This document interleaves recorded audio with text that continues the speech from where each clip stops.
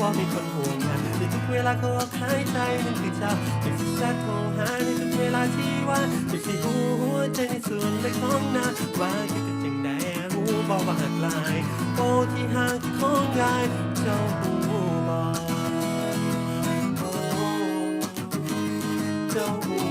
บอกนานี่นาครั้งแรกที่เจอเจ้าหัวใจมันแทบละลายหัวใจกระวนกระวายจนแทบจะหยุดหายใจเพียงอย่างเจ้าก็หูว่าเจ้าที่เสียยิ่งทั่วไปเพราะจะเป็นคนเดียวที่คอยอยากเอามันอยู่ในหัวใจเพราะคนดีของงามของจะมันเหลือเพื่อขอยกเททุกอย่างถึงแม้จะกินเกลือถึงมันจะบ่เหลือแต่ขอก็พอใจเพราะจะคือที่สุดของหัวใจบ่ฮักหูบ่ไว้ฮักหูบ่ว่าคิดฮอดหูบ่แต่จะฮักเจ้านั้นจนหมดลมหายใจก็ฮักหูบ่ไว้ฮักหูบ่ว่าคิดฮอดหูบ่